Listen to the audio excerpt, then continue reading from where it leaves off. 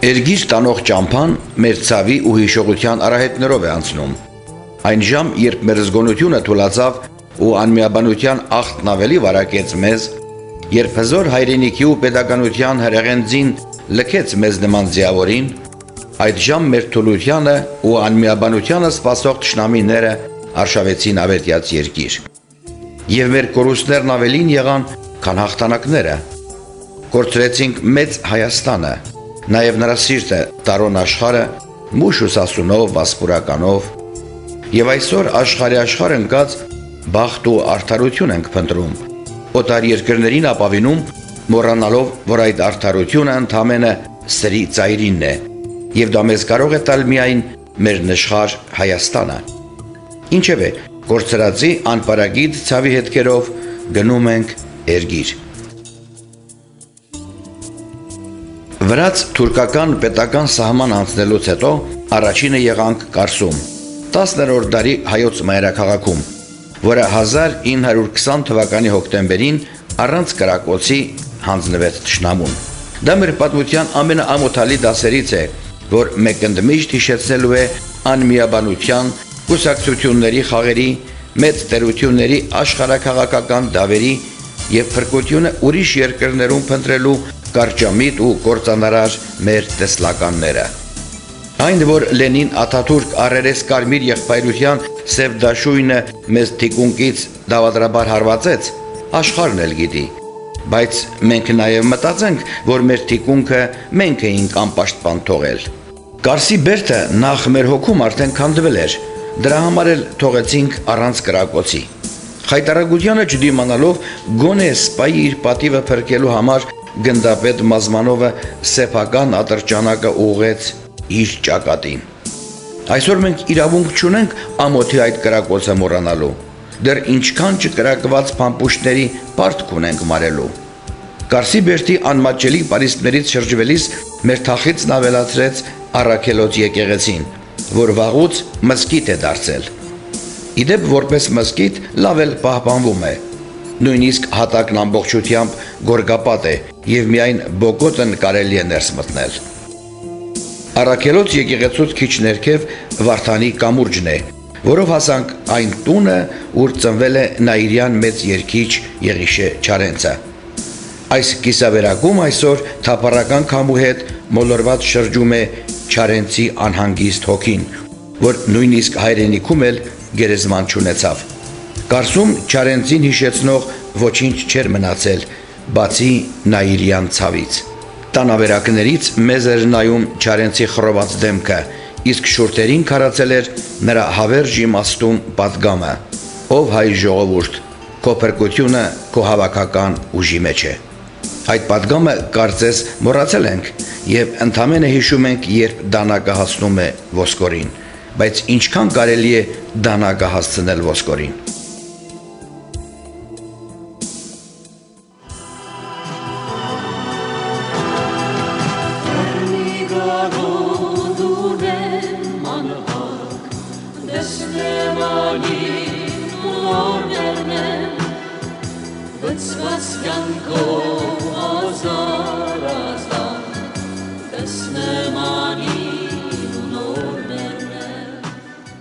Այդ ցավի երակը մեզ տարավ Անի,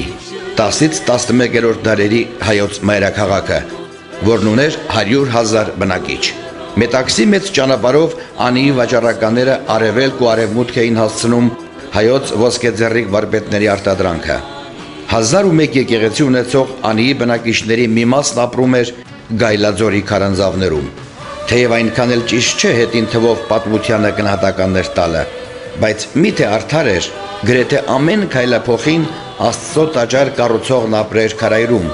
Արդյոք ճիշտ էր մեր հոգու եւ բազկի գրեթե ողջ էներգիան տալ եկեղեցի ու տաճար կառուցելուն, պահապան բերդերին ու բանակին թողնելով չնչին մասը։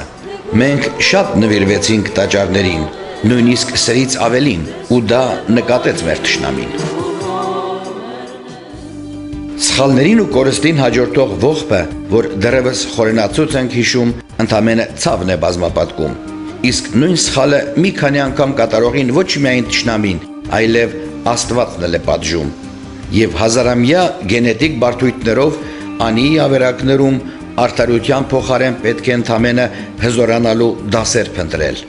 Դա այն նույն արդարությունն է, որ Սիամանտոն անիծեց. ով մարդկային արդարություն, թող որ թքեմ քո ճակատին։ 1045 թվականին դավադրաբար Բյուզանդիային հանձնած 14-րդ դարում երկրաշարժից կիսավեր, այնուհետև Լենգթեմուրի արշավանքներից բզկտված Անին 1878 թվականին անցավ Ռուսաստանին, իսկ 1920-ին հանձնվեց թուրքերին։ Ինչքան շատ են ձեռքից ձեռք անցնելու, ուրիշի ձեռքով մեր հողերը մեկ ուրիշին հանձնելու դասերը։ Անիի ավերակներում մայր տաճարի լքված խորանում ու կիսավեր պատերին մի պահ խնկահոտը հին հուշեր արթնացրեց։ Տերունական մաղթանքին խառնվելով ուխտագնացության մասնակիցների ցավի ու ափսոսանքի հառաչանքները լանջն իվար սահելով ձուլվեցին սահմանահատող Ախուրյան գետի կոհակներին, որից այն կողմ Հայաստանն է, մեր ցավի ամոքիչն ու լույս խանձարուրը, որում կրկին պիտի հզորանանք ու գիտակցենք, որ բախտը աստվածատուր չէ, բախտը կռում են, իսկ հայի բախտը հայի խելքից է այդպես։ Բախտի համար ուրիշին մեղադրել չարժե։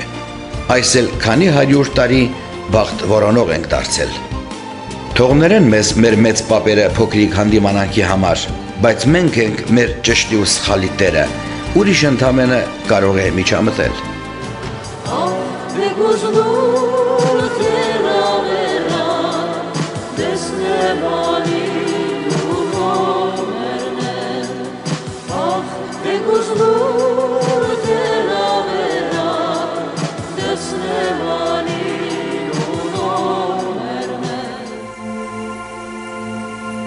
Արաքս եւ Ախուրյան գետերի խառնարանում գտնվող երբեմնի մայրաքաղաք Երևանդաշատի բնաշխարհով զմայլվելով հասանք Դրոյի ծննդավայր Իգդիր քաղաքը, որն այսօր ունի շուրջ 76,000 բնակիչ։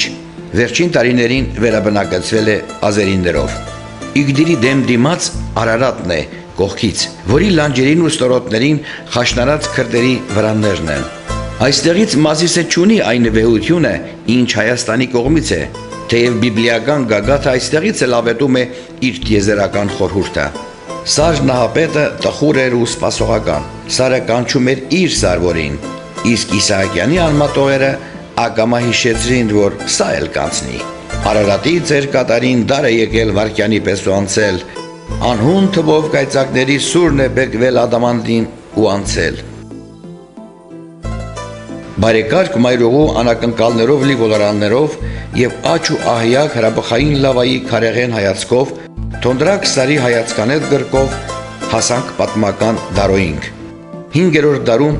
Արշակունիների գանձարան ու ապաստարան, իսկ 16-րդ դարից Բայազեդ անվանակոչված Բերդ ամրոցը։ Կարծես ժայռից է ծնվելու ժայռի շարունակությունն է։ Պատմությունը հուշում է, որ նման Բերդ ամրոցները մեծ մասամբ մատնությամբ են գրավում։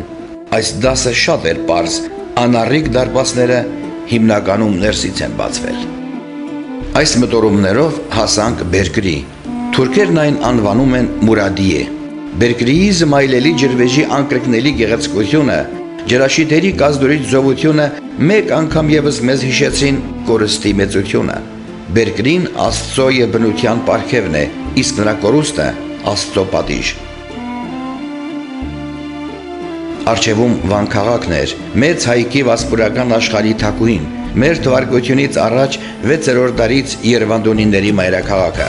Այստեղ պատմական Վանի ավերակներն են, որտեղով անցել են բյուզանդացիները, սելջուկ թուրքերը, մողոլ թաթարները, թուրքական Կարակոյունլու եւ Ակոյունլու ցեղերը, պարսիկները, իսկ 17-րդ դարում Վանը անցել է օսմանյան թուրքերին։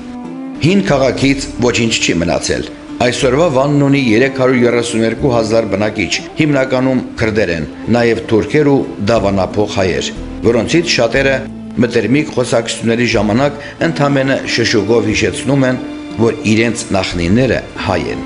Վանալիճն ու Աղթամարա կղզին առավել եւս 10-րդ դարի Սուրբ Խաչ եկեղեցին բարերով նկարագրել գրեթե հնարավոր չէ։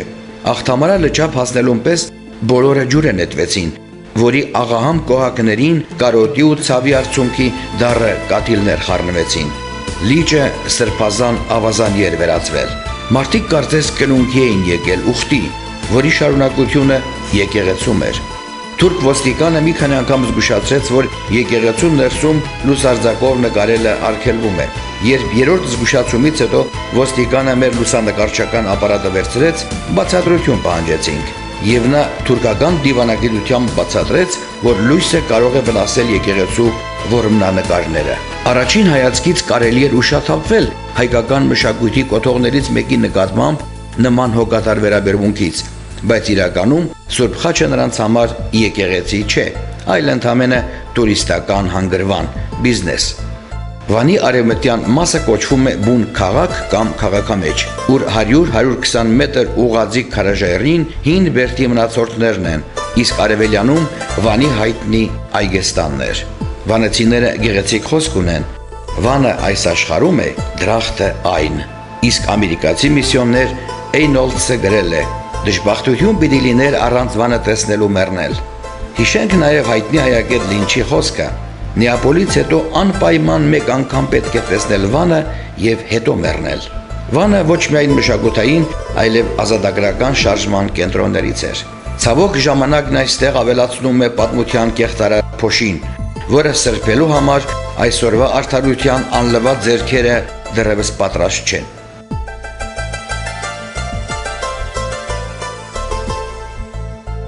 Վան քաղաքին հսկում է այս սրբազան քարաժայռը, մեհերի դուռը կամ նույն ինքը ագրավաքարը, որում ըստ ավանդության փակվել է Սասնա ծռեր դյուցազներգության վերջին հերոսը, փոքր մեհերը, եւ դուրս կգա, երբ աշխարհում ծորեն դառնա քանց մասուրմի, գարին դառնա քանց ընկուզմի։ Մեր զորություն ու փրկություն մեհեր, զուր է սպասում աշխարհի փոխվելուն, զի փրկությունը քո մեջ է, դուրը ներսից է փակվել եւ ներսից էլ կբացվի, ու այն էլ քո ձեռքով, եւ քանի հազար տարի մենք դրսից բախում ենք, փշրիր կապանքներդ, դուրս արի ու կրկին զորացրու եւ միավորիր մեզ։ Իսկ այսօր ագրավաքարի դռանը օտար լամուկները բարեր են գրում քոչվորի մտածողությամբ։ Լսում ես մեհեր, էլ մի ուշացրու, ամբողջ ազգով սպասման հիվանդ ենք։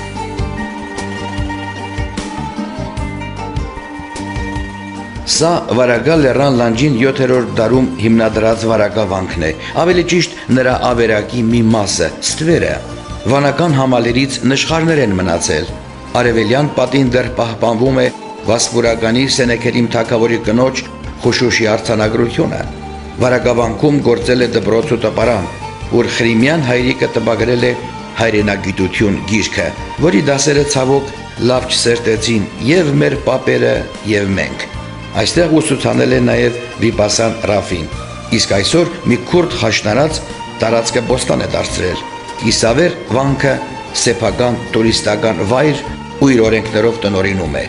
Թեև այդ պահին զայրույթը մոլեգնում էր, բայց նաև սթափեցրեց, որ ոչ թե թշնամիներ շատ հզոր, այլ ավելի շուտ մենք թույլ ու անմիաբան գտնվեցինք։ Մեր միտքը վարանեց, մեր բազուկը թուլացավ եւ մեր սուրը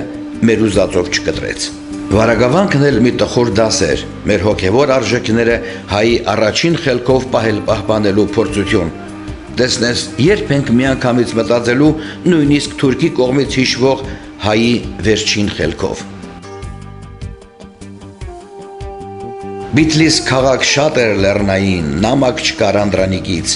Հայտնի երկի սիրտմաշող մեղեդիներով հասանք Բիթլիս, մեծ հայի Վիլյամ Սարոյանի հայրական օրրանը, ուր հայկականը հիշեցնող ընդամենը հին Բիթլիսի կիսական տներն էին, որոնց մի մասում միայն թանձր խավարն ու անտուն քամինն են բնակվում։ Գույները խտացնում ենք ոչ թե խավարը թանձրացնելու, այլ սթափեցնելու համար։ Այսօր չափից ավելի զգացմունքայինից բեռնաթափվելու եւ մի փոքր էլ սթափությամբ վրա լիցքավորվելու կարիք ունենք։ Ժամանակը նախ սթափեցնում է եւ ապա բուժում, իսկ ով ուշանում է, դառնում է նույն ժամանակի ստրուկը։ Սա մշոդաշտն է, որը շատերը համեմատում են աստվածաշնչյան Եդեմ դրախտի հետ։ Տարոն աշխարհի այս դրախտավայրում ոսկեշող արշալույսներն ու ծիրանագույն մայրամուտները դեռ հիշեցնում են հայոցին աստվածների, վիշապաքաղ Վահագնի, Աստրիկի, Նանեի ու մյուսների ուժի ու գեղեցկության պաշտամունքի ժամանակները, երբ Եղեգան փողից բոց էր դուրս գալիս։ Ինչու կամ ով մարեց այդ բոցը։ Եթե լավ փնտրեք, ինչուների մեծ մասի պատասխանը կգտնեք ու կսերտեք այդ դասը ևս։ Զենքից ավելի շատ դիվանագիտությունն է պակասել։ Մենք ամեն ինչում ցանկացել ենք առաջինը լինել եւ առաջին հարվածը ընդունել, նույնիսկ եթե դրան պատրաստ չենք եղել։ Էրգրի կարոտի երգերից մեկը հիշեցնում է. «Այդ անդերը մշու դաշտ 500 գեղեր, ուրջուր լգասեն հիվնդի դեղեր»։ Այսօր հայկական այդ գյուղերի միայն հետքերը կան։ 63 հազարանոց Մուշ քաղաքում հիմնականում քրդեր են բնակվում։ Հրաբխածին, Գրգուր եւ Նմրուդ սարերի հինավուրց առասպելներին քոչվորական լոլոններն են խառնվել ու ավելի են պղտորում Արածանի գետի դեռևս եղեռնի տարիներից պղտորալիքները։ Իսկ սա Սոլոխի հայտնի կամուրջն է, ուր դավադրաբար սպանվեց մեծ հայդուկապետ Գևորգ Չաուշը։ Այդ ցավը զգալու համար նետվեցինք Արածանիի պղտորալիքների մեջ ու մեր ականջին հասավ Գևորգ Չաուշի բաղձանքը։ Թող մարեն աչքերս, միայն թե տեսնեմ Հայաստանի անկախության առավոտը։ Արածանիի ջուրը կարծես կրակե շապիկ դարձավ, այրեց հիշողության ցավով, հիշեցնելով մեր գոյապայքարի եւս մի տխուր դասը, մեր մեծերից շատերը մեր իսկ դավաճանությամբ ու մեր գնդակով են ընկել։ Դե եկ վարդապետը մի խենթանա։ Մուշից 4 կիլոմետր հարավ Մշո անուշ սարերի լանջերով է անցնում Մշո Առաքելոց վանքի ճանապարհը։ Շուրջ 3.5 կիլոմետր այսպես մագլցելով, սար ու ձոր, քար ու քարափախտահարելով Առաքելոց վանքի ճանապարհը մեր ժողովրդի դժվարին երթն է հիշեցնում։ Ոմանք ճամփակեսից ետ դարձան, իսկ ուխտավոր այս վաստակած մանկավարժը, որ ձեռքին Սուրբ Նարեկն ուներ, երթի դժվարին պահերից մեկին, երբ սրտի սուր նոպա ունեցավ, ուղակի պատգամեց. «Եթե այստեղ մեռնեմ, խնդրում եմ ինձ հենց այստեղ էլ թաղեք»։ Հետո նա ծնկի եկած Նարեկը երկինքն ի վեր պարզած անասելի զորություն ստացավ ու թեթևակայլ սարը բարձրացավ։ Իմ նախնիների, իմ ծնողների, բոլոր մեռածների, այն բոլոր հազարավոր անմեղ զոհերի հիշատակը հարգելով եւ հատկապես նաեւ մորս համար, որ բազմաթիվ անգամ ամեն զատիկին բարձրացել է Առաքելոց, եւ իմ տատերի համար, որ թաղված են այս հողում, եւ իմ պապերի համար, որ այս հողի ծնունդ են եւ այս հողում են թաղվել։ Սարի բարձր կատարին Առաքելոց վանքի ավերակներն են, հայ դպրության երբեմնի ամենաերևելի օջախներից մեկը։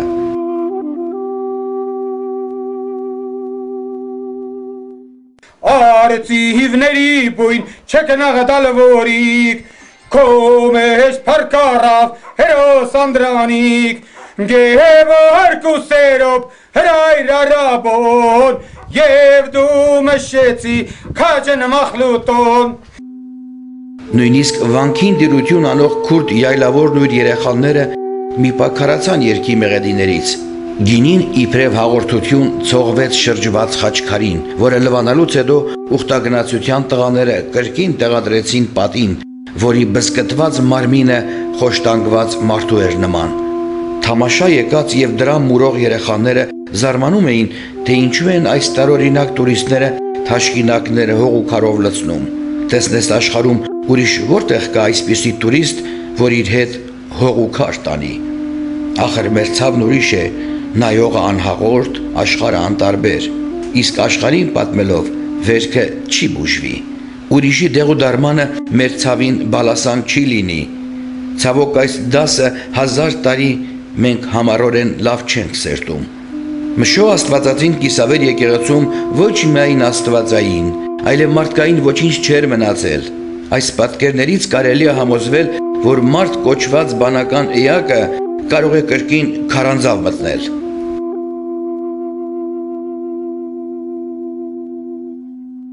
Այ ֆիդայիններ, ջան ֆիդայիններ, ձեր մայրերը ձեզ ղուրբան, Մշո Սուլթան Սուրբ Կարապետ, թող լինի ձեզ պահապան։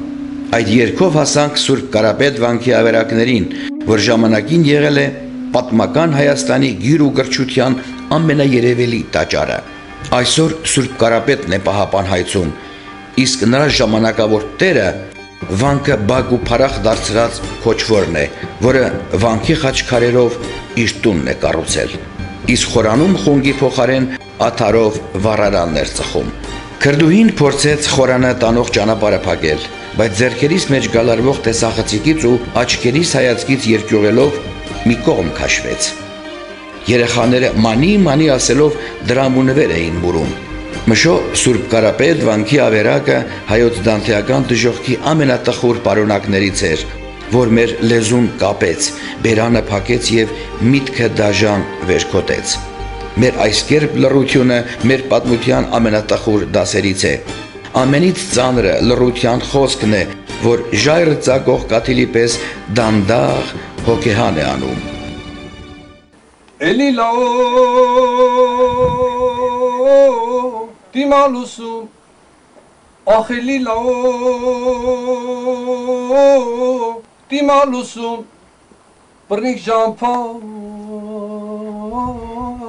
երտանք սասում, հեյ վախլաո։ Քելելաո երգը մեզ հասցրեց Սասուն կամ Քաղքիկ, որի թուրք ոստիկանապետը արդարևն ասած մեզ հյուրընկալ դիմավորեց, նույնիսկ թեյով հյուրասիրեց եւ նախապես զգուշացրեց, որ երեկոյան ժամերին Սասնո ճանապարհը վտանգավոր է դառնում եւ հարկավոր է լույսով վերադառնալ։ Սասնո աշխարհ տանող ճանապարհը քար ու քարապի, արծվաբույն ժայռերի, վիհերն ի վեր մագլցող արահետ է, որով անցնելիս մեքենայի արջևի անվադողերը երբեմն անդունդի շուրթերն էին շոշափում։ Մարութասար տանող ճամփին նուշի ծառեր են, իսկ լանջերն ի վար կամ գետահովտում գտնվող բնակավայրերում հիմնականում ընկուզենիներ, սարերից կորզված հողակտորներում ծխախոտի դաշտեր, որի հումքը աշխարհի հայտնի ֆիրմաներն են գնում։ Այստեղ Մարութասարի լանջերին ու ձորերում, արծվանից ժայռերին ամեն տեղ Անդրանիկի ու Գեորգ Չաուշի, Աղբյուր Սերոփի, Չոլոյի ու Փետարա Մանուկի, մյուսների ոտնահետքերը կան։ Ժայռերից նրանց աչքերն էին նայում։ Մարաթուգի լանջին ժայռակոպ Գոշակ գյուղում Ասադուր Պապիստան ավերակները փնտրելիս մի ծանր դաս էլ սերտեցի։ Երգիրը կորցրինք, որովհետև մեր հոգում արդեն կորցրել էինք պետականության զգացումը։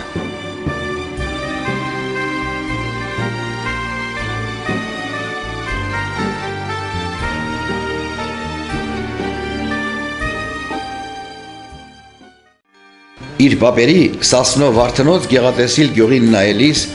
Վոլոդիա Մկրտչյանի հոգում Էրգիրը նորից փոթորկվեց։ Այս նվիրյալ ու համարձակ Սասնորդին Հայաստանում խորհրդային ամենափակ տարիներին հանդգնեց գաղտնի պատրաստել եւ իր ծննդավայր Թալինի վերին Սասնաշեն գյուղում գիշերով Անդրանիկ Զորավարի արձանը կանգնեցնել։ Մարդկային արդարությունը իր իսկական դեմքը միշտ էլ ամոթից թաքցնում է, իսկ հավերժական թշնամու բարդույթը եւ սեփական ցավի մասին միայն գոռալը վերքը չեն բուժում։ Թեև ցավով, բայց հարկավոր է միշտ հիշել, որ կորստի դեպքում որքան որ հանցավոր է հափշտակողը, նույնքան էլ թուլության համար թող ներվի ասելու մեղավոր է նաեւ կորցնողը։ Ելքը մեկն է. հզորացիր, որ չկողոպտվես, եւ երբ զորեղ ես, արդեն ուժն է ծնում իրավունք։ Այլապես անպարակից ու տևական վիշտը նոր ցավ է բերելու։ Սասնո ամեն ձերբին քար ու ձորում մի չմարող կարոտ թողեցինք, որ պիտի նաև մեր հոգում նոր սերմեր տա, որ ավետյաց երկիր վերադարձի ճանապարհ անցնելու է միայն հզոր Հայաստանով, որին մենք հաճախ մի քիչ էլ տարօրինակ սիրով ենք սիրում, իսկ օտարին չափից ավելի նվիրվում։ Այս հիվանդագին օտարամոլությունն էլ մեր չսերտած դասերից է, անցյալն ու ներկան վկա։ Վերադարձի ճամփան անցնում էր պատմական կարին ներկայիս Էրզրում քաղաքով, որն այսօր ունի 400,000-ից ավելի բնակիչ, հիմնականում քրդեր եւ թուրքեր։ 1000 տարի ձեռքից ձեռք անցնելով 1916-ի փետրվարին այն գրավում են ռուսները, իսկ 1918-ին վերադարձվում է թուրքերին։ Ինչքան շատ են ցարական եւ նորաթուխ բոլշևիկյան Ռուսաստանի կողմից Թուրքիային հանձնած հողերը, երկուսին էլ Հայաստանը հարկավոր էր առանց հայերի։ Մեծ տպավորություններով վերադառնան կարելի չէ այստեղ բացատրել մեր զգացումները։ Անոր ծնողքով Քերթաստանը մահացել է իմ հայրս խորը զգացումներով կվերադառնա։ Չգիտեմ, որքանով պիտի կարողանանք փոխանակել այս զգացումները մեր բարեկամներուն, մեր սիրելիներուն, մեր հարազատներուն։ Թերևս չհավատան ինչ որ տեսան, ինչ որ զգացինք։ Օլթիի Բերդի Պարիսների անառիկությունը դարձյալ մտատանջում է։ Ով կամ ինչու, ինչպես եւ ինչ գնով հանձնեցին Օլթին ու մյուսները։ Առաջին համաշխարհային պատերազմի տարիներին Կովկասյան ճակատում հակադիր բանակներում 100 հազարավոր հայեր կային, իսկ ինքնապաշտպանական ֆիդայական ջոկատներում 100-ավոր կամավորներ։ Ընդամենը հարկավոր էր միավորվել։ Ժամանակը դարձյալ չներեց այդ սխալի համար։ Իսկ եթե պարտությունից դասեր չես քաղում, ուրեմն կրկնակի ես պարտվել։ Օլթիից հետո պատմական Հայաստանի տարածքում մեր ցավի վերջին հանգրվանը անտառածածկ սարերով ու ծաղկազարդ մարգագետիներով Արդահանն էր, նույն ճակատագրի տերը։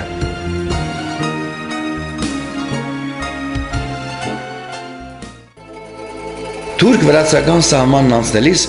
մի բուռ հողի եւ մի պուտ ջրի հետ բերեցինք ցավի մի մեծ բեկոր, որ նախ պիտի դաս դառնա ուստապության փորձակար, որ պիտի ոչ թե ցավն ավելացնի առանց այն էլ ցավագար դարձած մեր հոգու, այլ դաս դառնա անցյալի ու ներկայի սխալների համար։ Երգիրը կանչում է, իսկ երգրականչը մեր հոգում այնքան պիտի հզորանա, որ մի օր Աստծո ու մեր կամոք նաև մարմին առնի։ Ինչ իմանաս, խենթ ու խելար աշխարհը մեկ-մեկ խառնվում է ու կարող է մեկ-մեկ էլ մի քիչ զուլալվի։ Դե ուրեմն մեր ցավ ու կարոտ երգիր, մենք զորանանք, դու դիմանաս, ոչ թե մնաս բարով, այլ ցտեսություն երգիր։